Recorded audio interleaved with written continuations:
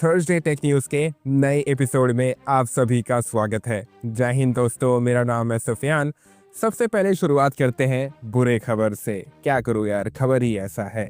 ऐसे रिपोर्ट्स हैं allegedly one plus not CE6 नहीं लॉन्च होगा। As of now OnePlus का मूड नहीं है। मेमोरी चिप शॉर्टेज का कह सकते हो problem, but as of now Yogesh भाई जैसे बड़े सोर्सेज भी यही कह रहे हैं। फिलहाल वन प्लस का कोई प्लान नहीं है। कुछ अगर नए अपडेट्स आएंगे मैं बताऊंगा। और ये टेक न्यूज़ पूरा देखना, ऐसा सिलसिला एक दो बार और आपको देखने को मिलेगा अलग अलग फेवरेट स्मार्टफोन्स के साथ। टाइम स्टैम्प देख लेना। Poco X8 Pro, Poco X8 Pro Max, ये दोनों स्मार्टफोन्स इंडिया में लॉन्च हो चुके हैं। सीधी बात करूंगा मैं, देखो दोस्त, 45,000 रुपीज़ के अंदर में पोको X8 Pro Max काफ़ी अच्छा डील है। अच्छी चीज़ें दे देता है। करंट मार्केट का जो हाल है उसको ध्यान में रख कर भी कहें तो पोको काफ़ी अच्छा प्राइस रखा है।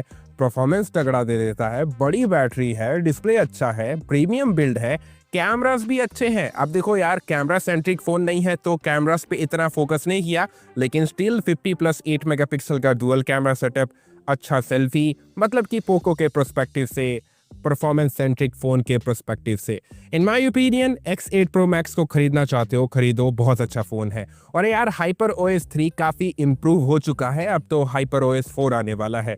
समझो यार, हमारे पास ऑप्शंस बहुत कम है। और अगर आप ऐसा सोचते हो पोको X8 Pro Max के चक्कर में 43,000 रुपीज डाल रहा हूँ तो थोड़े से पैसे लगाकर iQOO 15R ले लेता हूँ, नहीं दोस्त, थोड़ा सा पैसा लगाकर OnePlus 15R लो, वो iQOO 15R से बेहतर है। यहाँ पर कंपैरिजन का शॉट आपको दे दूंगा, जाकर देख लेना, समझ जाओगे। अब रहा सवाल भाई पोको X8 Pro कैसा फोन है। देखो यार, Poco S7, Poco X8 Pro दोनों ऑलमोस्ट एक जैसे स्मार्टफोन है। दोनों का प्राइस भी ऑलमोस्ट एक जैसा हो चुका है। पोको F7 का प्राइस इंक्रीज कर दिया है पोको ने, लेकिन कोई अच्छे सेल में पोको F7 वापस से बहुत अच्छे प्राइस पे आपको मिल सकता है। और यार आप पे निर्भर करता है, अगर आपको कॉम्पैक्ट फॉर्म फैक्टर अच्छा लगता है पोको X8 Pro के तरफ जाओ, अगर आपको बड़ा फोन चाहिए पोको F7 के तरफ जाओ। दोनों फोन्स ऑलमोस्ट एक जैसे स्पेक्स देते हैं, परफॉर्मेंस के हिसाब से भी दोनों स्मार्टफोन्स ऑलमोस्ट एक जैसे हैं, लेकिन पोको X8 Pro में बेहतर परफॉर्मेंस मिलेगा, थोड़ा बेहतर performance. Samsung Galaxy S26 fan addition को लेकर काफी बड़ा लीड मिला है। पहली बात तो ये फोन ऑफिशियली अंडर प्रोडक्शन में है, इसका नाम भी कंफर्म हो चुका है। दूसरी बात, अगर आपको याद होगा पिछले साल मैंने बताया था सैमसंग की ऐसी नौबत आ जाएगी, वो TCL की डिस्प्ले यूज करेगा, क्योंकि उसके खुद के डिस्प्ले बहुत महंगे होते हुए जा रहे हैं अलग अलग मार्केट्स में, तो उसको जहां पर फायदा दिखेगा वो उनके डिस्प्ले यूज करेगा। तो TCL का CSOT डिस्प्ले देखने को मिलेगा गैलेक्सी S26 फैन एडिशन में। और यार बहुत ज़्यादा चांसेस होंगे Exynos 2600 प्रोसेसर होगा। और यार ये जो नाम है ये कंफर्म हो चुका है सर्टिफिकेशन के थ्रू, लेकिन मैं ये बात इसलिए कह रहा हूँ, इसके साथ और दो फोन्स लिस्ट हुए हैं सैमसंग के, गैलेक्सी F47, M47 भी कह सकते हो, और Samsung Galaxy F70 Pro, 70 Pro, ठीक है। इनके रिगार्डिंग फिलहाल कोई इन्फॉर्मेशन नहीं है, जैसे आएंगे मैं आपको बताऊंगा, लेकिन as of now Samsung Galaxy F47 या फिर M47 इसके अंदर काफी दम होगा। सैमसंग के प्रोस्पेक्टिव से कह रहा हूँ। OnePlus 15T, जिसको आप OnePlus 15S कह सकते हो, 24 मार्च को चाइना में लॉन्च हो जाएगा। मैंने आपसे कहा था ना, टाइमलाइन पता चलेगा तो मैं आपको बताऊंगा। एज ऑफ नाउ एलिजिटली ये जो फोन है OnePlus 15S बनकर जुलाई तक आएगा। जुलाई का टाइमलाइन सामने आया है। आई होप कि OnePlus थोड़ा जल्दबाजी दिखाए, लेकिन जुलाई का टाइमलाइन है। OnePlus का समर इवेंट होगा, ऐसे इन्फॉर्मेशंस है। और Amazon अपने प्राइम डे सेल को डिले कर रहा है, जून के महीने से जुलाई के महीने में जाएगा वो। ऐसे ऐसे उड़ते उड़ते खबर आ रहे हैं, लेकिन आने वाले टाइम में और हमें क्लैरिटी देखने को मिलेगा और पता चल जाएगा सब कुछ। मेरे दोस्त, अगर आप कहीं पर ये खबर सुने हो हुआवे इंडिया में वापस आ रहा है, उसके प्रोडक्ट्स वापस से लॉन्च होने वाले हैं ऑफिशियली, तो मेरे भाई ये गलत इन्फॉर्मेशन है। देखो यार, अगर आपको नहीं पता है तो हुआवे थर्ड पार्टी कंपनीज का इस्तेमाल करके अपने प्रोडक्ट्स को इंडिया में लॉन्च कर रहा है। उसके smart watch, bands, earbuds launch हो रहे हैं, तो वैसे ही वो अपने टैबलेट को इंडिया में लॉन्च कर रहा है। बस इतनी सी ही बात थी, इसी वजह से आपको दिखाई दे रहा होगा टीजर, हुआवे का टैबलेट लॉन्च होने वाला है इंडिया में। तो यार वो थर्ड कंपनी टैबलेट को लॉन्च कर रहे हैं, जिस तरीके से वो स्मार्ट वॉच को करते थे, ईयरबड्स को करते थे, हुआवे ऑफिशियल तौर पे नहीं लॉन्च कर रहा है, समझे? कोई और कंपनी प्रोडक्ट्स को खरीद के इंडिया में लाके, समझ गए? ओप्पो फाइंड N6 ओप्पो का premium flagship foldable smartphone launch हो चुका है। देखकर अच्छा लग रहा है। फोल्डेबल के टेक्नोलॉजी में कोई तो ब्रांड मेहनत कर रहा है या फिर और बाकी ब्रांड्स मेहनत कर रहे हैं। ओप्पो ऑनर जैसे कि क्रीज बहुत हद तक कम हो चुका है। ओप्पो बहुत मेहनत किया है क्रीज को गायब करने के लिए। अच्छा लग रहा है। ओप्पो ने यह भी बोला बंद खोल करने पे हिंदी शब्दों का प्रयोग इतने जल्दी क्रीज देखने को नहीं मिलेगा जैसे कि बाकी कॉम्पिटिटर के फोल्डेबल फोन में देखने को मिलता है। और यार मैं सच कहूँ तो मुझे ऑनर मैजिक V6 ज़्यादा अच्छा लगता है rather than Oppo find N6। ठीक है, अपने अपने चॉइसेस होते हैं। और वैसे भी हम लोग जितना बाकायदी कर लें ये फोल्डेबल फ़ोन इंडिया में नहीं आएगा। तो आगे बढ़ते हैं। वैसे ओप्पो का प्रीमियम स्मार्ट वॉच भी लॉन्च हो चुका है। ओप्पो वॉच X3 अच्छा स्मार्ट वॉच है। इंडिया में ये आ सकता है। वो बात अलग है कि जब भी आप सोचते हो स्मार्ट वॉच खरीदेगा, सैमसंग एप्पल ही आपके दिमाग में आते हैं। वैसे सैमसंग के स्मार्ट वॉच ज़्यादा वैल्यू फॉर मनी होते हैं, मजाक नहीं कर रहा हूँ। लावा बोल्ड N2 13,000 रुपये में लॉन्च हो चुका है। देखो दोस्त, मानना पड़ेगा लावा बहुत मेहनत कर रहा है। मार्केट का जो हाल हो रखा है, कंपोनेंट्स के प्राइसेस इंक्रीज हो रहे हैं, चिप शॉर्टेज है, फिर भी लावा काफ़ी अच्छे स्पेक्स के साथ अच्छे प्राइस पे इस फ़ोन को लॉन्च किया है। अच्छा चलो ठीक है, अगर आपको फील नहीं आ रहा है तो ओप्पो के 14 लॉन्च हुआ है, लेजेंडरी ओप्पो के 13 का सक्सेसर। लेकिन ये सक्सेसर जैसा फील नहीं होता, उल्टा ये डाउनग्रेड फील होता है। सच कह रहा हूँ, ओप्पो के 13X भी शर्मा जाएगा। भाई क्या कर रहा है यार, भाई ये सक्सेसर है ओप्पो के 14। याद है मैंने इस साल के शुरुआत में कहा था Dimensity 8500, Dimensity 9500S, ये दोनों प्रोसेसर के साथ ऑलमोस्ट सारे ब्रांड्स कोशिश करेंगे अपने नए फोन्स को लॉन्च करने का। जैसे कि iQOO को देख लो, iQOO Z11 आ रहा है, इस महीने के एंड तक चाइना में लॉन्च हो जाएगा। Dimensity 8500 प्रोसेसर होगा इसमें। अभी देखना iQOO का एक और फोन आएगा जिसमें 9500S प्रोसेसर होगा। और ये जो iQOO Z11 चाइना में लॉन्च हो रहा है ना, मैंने पिछले हफ्ते के टेक न्यूज़ में बताया था, रूमर्स ऐसे हैं ये इंडिया में आएगा। अगर आ गया तो अच्छी बात है। iQOO 15R के बीच में गैप एक अच्छा खासा है, उसको कवर कर लेगा पोको X8 Pro के आसपास। देखो दोस्त, हर साल मैं कहता हूँ, इस साल भी कह रहा हूँ, हमेशा याद रखना ब्रांड्स जो होते हैं वक्त और टाइम को देखकर अपने प्लान्स में चेंजेस करते हैं, बिजनेस कर रहे हैं। फिलहाल अभी रूमर्स है iQOO Neo 11, iQOO Neo 11R नहीं आएंगे। क्या पता iQOO का मूड बदल जाए, उसको अपॉर्चुनिटी दिखे, मौका दिखे, वक्त और हालात उसका साथ दें। हो सकता है मेरे भाई। अब देख लो Dimensity 9500S वाला फ़ोन निकालेगा iQOO, क्या पता उसके साथ कुछ और, समझ गए ना। फिलहाल हम लोगों को उम्मीद रखना चाहिए, लेकिन एज ऑफ नाउ जो रिपोर्ट्स हैं, रूमर्स हैं, सोर्सेस हैं, वो यही कह रहे हैं नियो सीरीज के फोन्स नहीं आएंगे इस साल। जैसे कि वीवो को देख लो, Vivo T5X, Vivo T5 Lite, Vivo T5 Power, Vivo T5 Pro, Vivo T5, ये सारे Vivo T सीरीज के फोन्स लॉन्च होंगे धीरे धीरे करके हर महीने। लेकिन भाई Vivo T5R और Vivo T5 Ultra इस बार नहीं आएंगे, ऐसे रिपोर्ट्स हैं। आने वाले टाइम में चेंजेस होंगे तो आपको मैं बताऊंगा। अल्ट्रा का गम बहुत अंदर महसूस होगा यार। अल्ट्रा से बहुत उम्मीदें थी। Vivo T3 Ultra, Vivo T4 Ultra दोनों काफ़ी बवाल थे। T5 Ultra नहीं आएगा तो काफ़ी लोगों का दिल टूटेगा, लेकिन क्या करें, मार्केट का ऐसा हाल है, चिप शॉर्टेज है, कंपोनेंट्स के प्राइसेस इंक्रीज हो रहे हैं, जगह नहीं है, क्या करें। तो भाई लोग फाइनली एप्पल ने अपने हेडफोन्स माफ करना एयरपॉड्स मैक्स का सेकंड जनरेशन रिलीज कर दिया।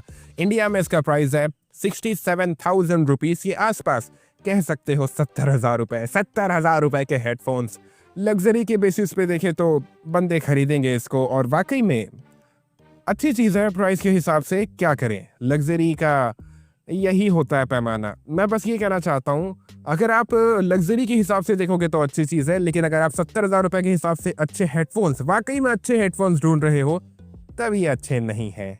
आपको मोटोरोला एज 70 फ्यूजन याद है, लॉन्च हुआ था एक हफ्ते पहले। तो भाई इसका और सुधरा हुआ version Motorola Edge 70 Fusion Plus launch हो चुका है। इसमें क्या अच्छा है पता है, सब कुछ वैसे ही मिल जाता है जो 70 फ्यूजन में है, लेकिन कैमरास अच्छे हो गए हैं। यार मोटोरोला इसको ही लॉन्च कर देते इंडिया में फ्यूजन के जगह पे, फ्यूजन प्लस बनाकर ही लॉन्च कर देते तो अच्छा लगता, एटलीस्ट कैमरास अच्छे मिल जाते। ये कौन सा दोगलापन है यार। मार्केट में कंपोनेंट्स के प्राइसेस हाई हो रहे हैं, मेमोरी चिप शॉर्टेज चल रहा है, लेकिन Realme रुकने को तैयार नहीं है। Realme 16T और Realme P4R ये दोनों फ़ोन्स लॉन्च होने वाले हैं। इनके डिटेल्स जैसे पता चलेंगे मैं आपको बताऊंगा। वैसे अगर आपके पास मोटोरोला का फ़ोन है, पहली बात तो सर के पास रख कर सोना बंद करो, दूर रखो जब भी सोते हो तो। दूसरी बात, अगर आपके फ़ोन में अपडेट आया है, स्पेशली एंड्रॉयड वर्जन का अपडेट है, एंड्रॉयड 16 का अपडेट इतने जल्दी मत करना। काफ़ी यूजर्स अपने फ़ोन को अपडेट किए, उनका मदरबोर्ड डेड हो गया, फ़ोन में अनएक्सपेक्टेड इश्यूज देखने को मिलने लग गए। मोटोरोला का आफ्टर सेल सर्विस इतना खास नहीं है। सावधान रहो, सतर्क रहो मेरे भाई। ओप्पो पैड 5 प्रो, ओप्पो का नया प्रीमियम फ्लैगशिप टैबलेट, इसके एलिजिट स्पेसिफिकेशंस आ चुके हैं। ऑलमोस्ट जितने कंफर्म थे मैंने आपको दिखा दिए। क्या पता ये जो टैब है इंडिया में वन प्लस का फ्लैगशिप टैब बन जाए। वन प्लस पैड 4 कह लो या फिर वन प्लस पैड 5 कह लो, वन प्लस जो मॉनिकर रखे। अभी वन प्लस पैड 3 तक ही लॉन्च हुआ है ना इंडिया में, तो यार one plus pad 4, one plus को वैसे भी 4 नंबर से डर नहीं लगता। जुलाई के आसपास, जून के आसपास तक समर इवेंट होगा वन प्लस का। रुको रुको मेरे दोस्त, वो तो ओप्पो का फ्लैगशिप टैबलेट है, पोटेंशियली वो वन प्लस पैड 4 या फिर वन प्लस पैड 5 जो भी इसका नाम हो बन सकता है। लेकिन दोस्त वन प्लस का भी तो फ्लैगशिप टैबलेट आएगा। एज ऑफ नाउ इसका मॉनिकर है OnePlus pad 3 pro. Qualcomm Snapdragon 8 elite gen 5 processor होगा और इसमें काफ़ी अच्छे रैम स्टोरेज वेरिएंट्स होंगे। बैटरी छोटा हो जाएगा वन प्लस पैड 3 से कंपेयर करोगे तो 10,000 mAh के आसपास। वन प्लस एक मिनी टैबलेट भी बना रहा है जिसमें क्वालकॉम स्नैपड्रैगन 8 एलीट जेन 5 होगा। 8.8 इंच के आसपास का डिस्प्ले साइज होगा। मैं आपको डिटेल्स दिखा दूंगा। क्या पता ये जो वन प्लस पैड 3 प्रो है इंडिया में वन प्लस पैड 4 या फिर वन प्लस पैड 5 बन जाए, कुछ भी पॉसिबल है। लेकिन मैं चाहता हूँ ओप्पो पैड 5 प्रो इंडिया में वन प्लस का फ्लैगशिप टैब बने। हर साल हम लोग यही सोचते हैं लेकिन होता कुछ और है। वैसे वन प्लस से याद आया, वन प्लस अपने ए सीरीज में मैंने बताया था ना अल्ट्रा मॉडल या फिर प्रो मैक्स मॉडल को लॉन्च कर सकता है, तो मेरे भाई वन प्लस उसके ऊपर काम कर रहा है। रेडमी इससे कॉम्पीट करने के लिए हर साल की तरह अपने के सीरीज के अंदर में अल्ट्रा फोन लॉन्च करेगा, रेडमी K90 अल्ट्रा। मैं बस चाहता हूँ भाई इन दोनों में से कोई भी फोन इंडिया में आ जाए, मजा आ जाएगा। उम्मीद करते हैं, बस उम्मीद ही कर सकते हैं क्योंकि दोनों फोन्स काफ़ी बवाल होंगे। काफ़ी सारे भाई लोग पूछ रहे थे Vivo X300 अल्ट्रा कब लॉन्च हो रहा है, तो मेरे दोस्त X300 अल्ट्रा, X300S, Vivo का पैड 6 प्रो, ये सारे प्रोडक्ट्स और भी प्रोडक्ट्स होंगे मार्च के 30 तारीख को एलिजिटली लॉन्च हो जाएंगे। डेट बाहर आया है। इंडियन लॉन्च टाइमलाइन मैं आपको बहुत ही जल्द बता दूंगा। As of now Chinese launch हो जाने दो। आपको Vivo X300 अल्ट्रा अगर मैं अंदाज़ा मारूँ तो मई तक देखने को मिल सकता है। और अगर मेरे दोस्त आप Vivo X300S के इंतजार में हो, कमाल करते हो यार, कमाल के आप आशिक हो, अभी हाल फिलहाल में ही X200T लॉन्च हुआ है।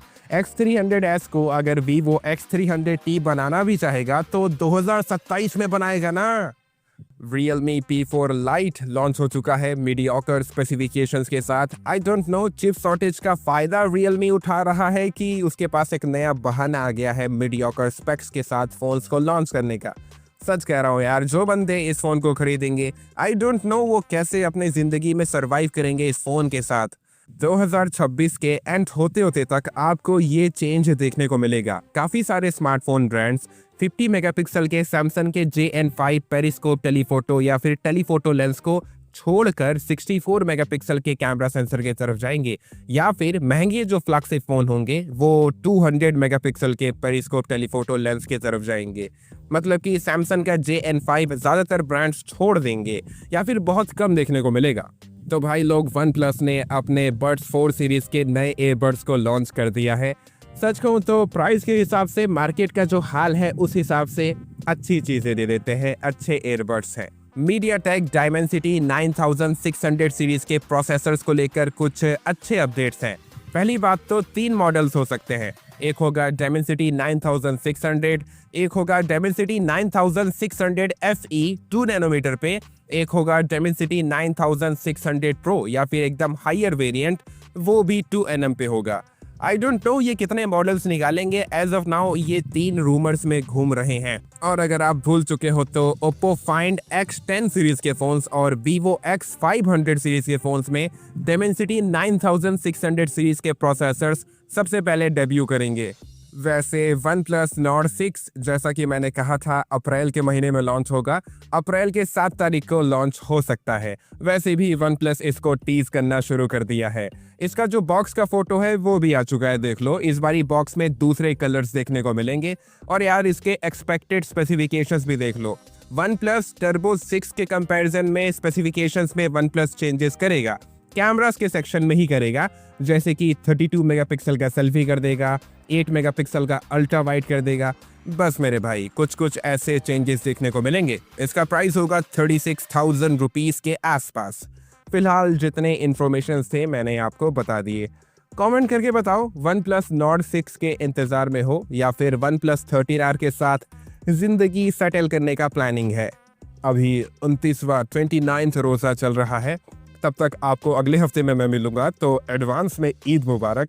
उम्मीद करता हूँ ये रमज़ान आपका बहुत अच्छे से बीता होगा, आपने बहुत अच्छी अच्छी चीज़ें सीखी होंगी और आपने बहुत अच्छे खासे अपने फिजिक को और अच्छा बना लिए होंगे। मैंने तो भाई बहुत अच्छे तरीके से मसल्स को गेन किए, अपना वेट और लूज़ किया, मैंने बहुत कुछ सीखने को मिला। ईद के लिए मैं बहुत एक्साइटेड हूँ।